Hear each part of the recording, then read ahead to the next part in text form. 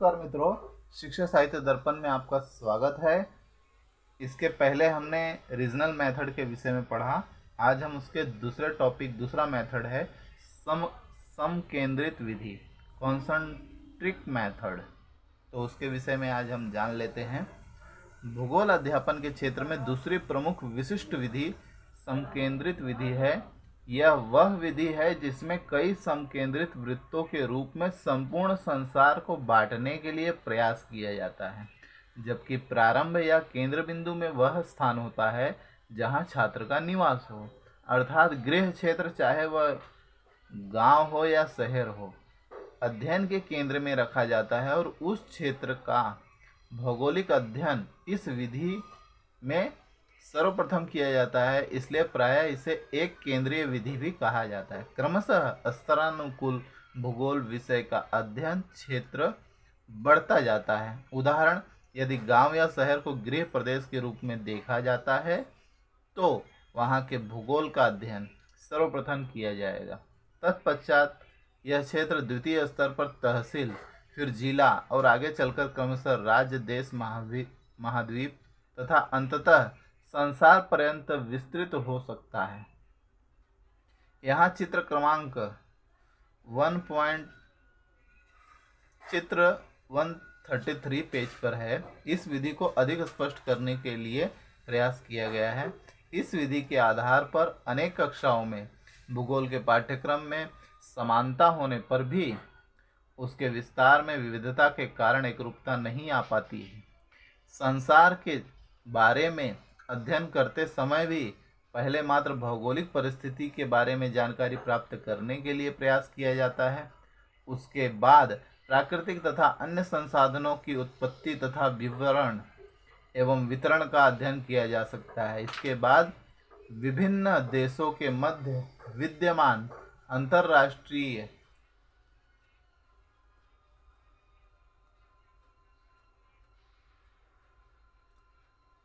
चित्र देख लीजिए दोस्तों।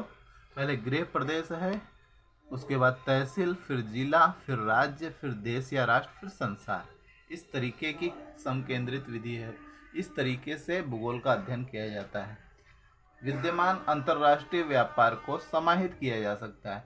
इन समस्त जानकारियों को विभिन्न स्तर पर विश्व भूगोल के अंतर्गत ही प्राप्त करने के लिए प्रयास किया जाता है। इंग्लैंड में इस विधि का शुभारंभ किया गया था और पाठ्यक्रम में पहले ब्रिटिश द्वीप समूह के भौगोलिक अध्ययन को स्थान दिया गया था। क्रमशः अन्य प्रदेशों की ओर अध्ययन सीमा को विस्तृत करने का प्रबंध किया गया। सिद्धांत एक ही है, पहले निवास या कार्य क्षेत्र का भौगोलिक अध्ययन मूर्त से अमूर्त की ओर ले जाने में सक्षम है। उदाहरणार्थ फसल या कृषि उत्पादन के बारे में भी यदि पढ़ाना है तो पहले अध्यापक को उन फसलों के बारे में जानकारी देनी होगी जो घर के आसपास क्षेत्र में उत्पन्न की जाती है। पुनः उसके गांव के आसपास के क्षेत्र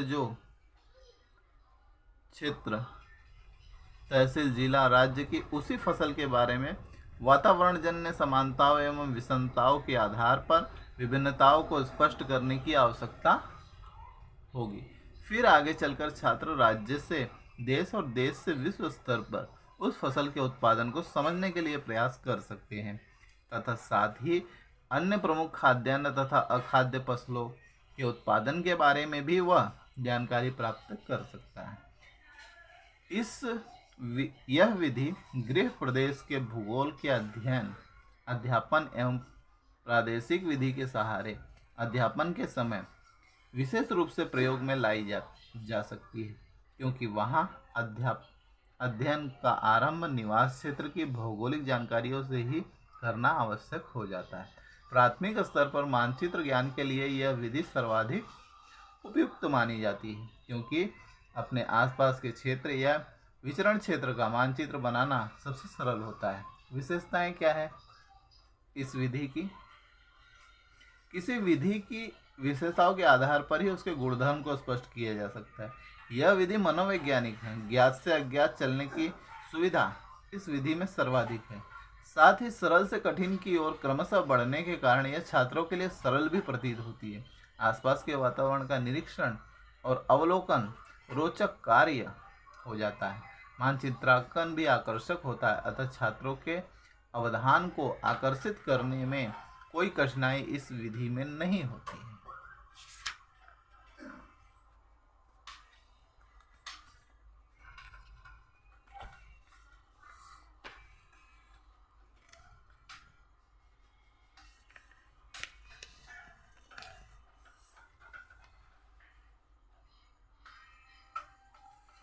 चाहे प्राथमिक हो या माध्यमिक या उच्च माध्यमिक, इस विधि का प्रयोग सर्वत्र समान रूप से किया जा सकता है, अतः इसे कक्षा मुक्त विधि की संज्ञा दी जाती है।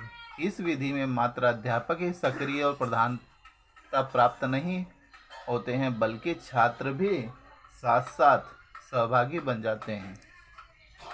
दोनों में से कोई भी निष्क्रिय नहीं रह जाता, अतः यह अधिक उपयुक्त विधि मानी जाती है। विशेषकर भारतीय परिस्थितियों में भूगोल विषय के अध्यापन के लिए इसे वरीयता दी जाती है। कमियां क्या है? इस विधि में भी शिक्षण का नियोजन कुशलतापूर्वक करने की आवश्यकता होती है। गृह प्रदेश के आधार पर अन्य भौगोलिक प्रदेशों के बारे में जानकारी देना प्रायः कठिन हो जाता है। छात्र भी कभी कभी इससे नीरसता का अनुभव करने लगते हैं यदि उपयुक्त व्यावहारिक क्रियाओं का समाकलन न किया गया हो, अतः शिक्षकीय दायित्व में वृद्धि होना स्वाभाविक ही है। इस प्रकार यह कहा जा सकता है कि भूगोल अध्ययन के क्षेत्र में संकेंद्रित विधि का महत्व अधिक है। नियोजन और अध्यापकीय नियंत्रण की आवश्यकता तो लगभग सभी विधियों में होती है। अगला है दोस्तों प्रदर्शन सह व्याख्यान विधि, लेक्चर कम डेमोन्स्ट्रेशन मेथड। बहुत ही इंपॉर्टेंट है, बार बार एग्जाम में पूछा जाता है दोस्तों, इसे अच्छी तरीके से तैयार करिए। सामान्यतः भाषण या व्याख्यान विधि का उपयोग केवल उच्च कक्षाओं के लिए ही किया जाता है, जिसमें अध्यापक किसी प्रकरण पर अपना धारा प्रवाह व्याख्यान प्रस्तुत करता है। विद्यार्थी श्रोता के रूप में ध्यानपूर्वक उसे सुनकर ज्ञान को ग्रहण करने के लिए प्रयास करते हैं।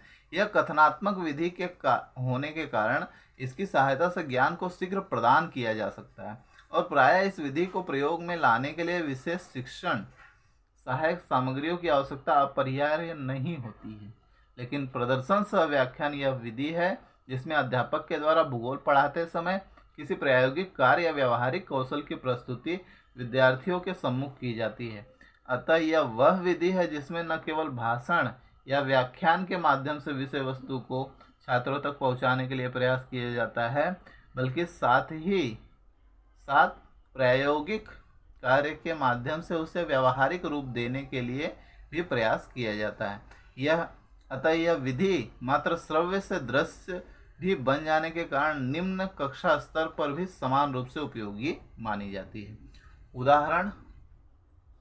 उदाहरण यदि अध्यापक के द्वारा भूगोल विषय के समुच्च रेखा से संबंधित प्रकरण को पढ़ाते समय इसकी परिभाषा, विशेषताएं, रचना विधि आदि शिक्षण बिंदुओं को कथन द्वारा स्पष्ट करने के लिए प्रयास किया जाता है तो उसे व्याख्या विधि के रूप में स्वीकार किया जाएगा। लेकिन यदि वह साथ ही साथ किसी पर्वत या उच्च भू आकृति प्रतिरूप पर मुलायम धातु के तार के छल्लों को रखकर और उसे दबाकर आकृति के ऊपर स्पर्श कराते हुए अनुरूप आकृति प्रदान करता है तो उसे एक एक कर उठाते हुए किसी समतल कागज के तल पर रखकर पेंसिल या मार्कर की सहायता से अनुरूप प्रकृति का अंकन करते हुए यह स्पष्ट करने के लिए प्रयास करता है कि वास्तव में किस तरह से धरातली स्वरूप को समुच्च रेखाएं प्रदर्शित करती हैं। तो इस विधि को व्याख्यान सह प्रदर्शन विधि माना जा सकता है, अर्थात आवश्यक उपकरण तथा साधनों का व्यवहार करते हुए कक्षा में शिक्षण काल में ही जब प्रयोग प्रदर्शन के माध्यम से पढ़ाए जाने वाले तथ्य को अधिक स्पष्ट करने के लिए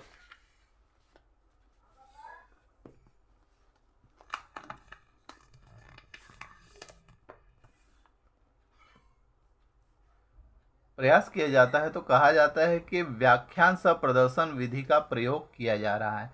इस तरह यह विधि प्राथमिक स्तर से लेकर उच्च स्तर तक प्रयोग में लाई जा सकती है। विशेषकर भूगोल विषय के शिक्षण को अधिक प्रभावकारी बनाने के लिए आजकल इस विधि का व्यापक उपयोग किया जा रहा है। छात्र अध्यापक या छात्र अध्यापिकाओं को भी प्रभावी भूगोल शिक्षा अभ्यास के लिए इस विधि को अपनाने के लिए परामर्श दिया जाता है। विशेषताएं क्या होती हैं इस विधि की? इस विधि की सबसे बड़ी विशेषता यह है कि प्रत्येक कक्षा स्तर पर इसे प्रयोग में लाया जा सकता है।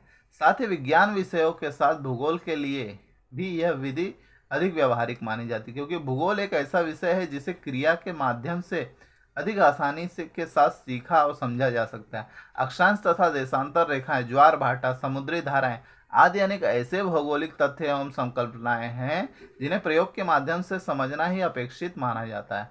समुच्च रेखाओं की बात तो पहले ही हम कर चुके हैं। यह विधि सरल है, कोई भी अध्यापक सामान्य पूर्व तैयारी के साथ इसका प्रयोग सफलतापूर्वक कर सकता है।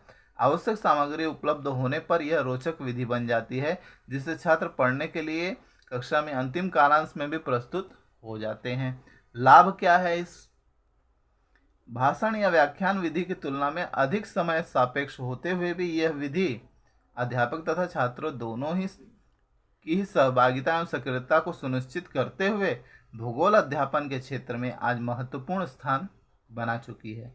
व्याख्यान विधि की कमियां इसमें न होने से इसे मान्यता दी जाती है कि छोटे बच्चों के लिए भी प्रयोग में लाया जाए।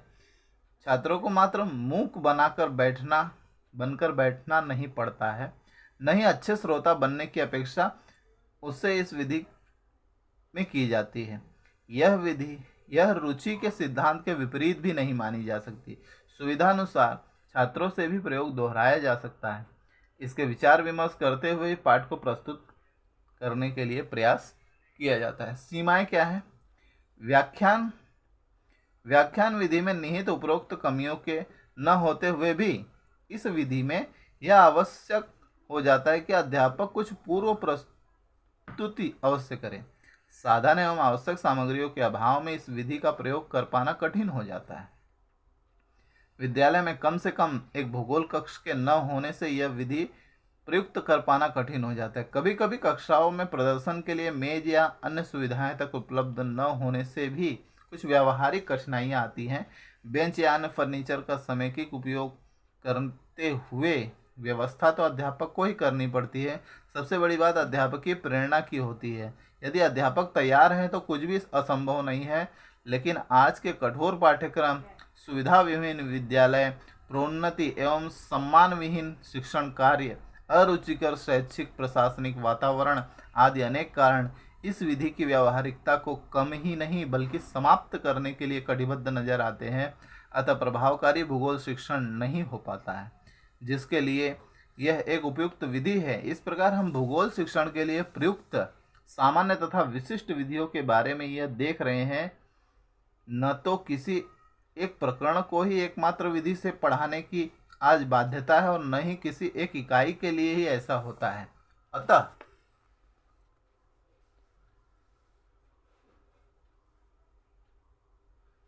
अतः आवश्यकता अनुसार अध्यापक किसी भी उपयुक्त शिक्षण विधि का उपयोग करने के लिए स्वतंत्र माना जाता है और इसका निर्धारण अध्यापक को ही अपना अनुभव तथा व्यावहारिक ज्ञान का उपयोग करते हुए करना होता है कि किस स्तर पर किस विधि का सार्थक और सफल प्रयोग करना संभव है।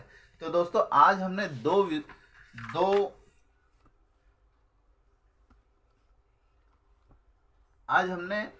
दो मेथड के विषय में पढ़ा, कॉन्सेंट्रिक मेथड और लेक्चर कम डेमोन्स्ट्रेशन मेथड। तो दोस्तों आशा है आप लोगों को मेरा यह प्रयास पसंद आया होगा। तो दोस्तों अगले लेक्चर में कुछ और विधियां लेकर के हम आएंगे। तब तक के लिए नमस्कार। दोस्तों जो मेरे वीडियो को देख रहे हैं कृपया लाइक करें, शेयर करें, सब्सक्राइब करें। मिलते हैं दोस्तों अगले वीडियो में। तब तक के लिए नमस्कार, धन्यवाद।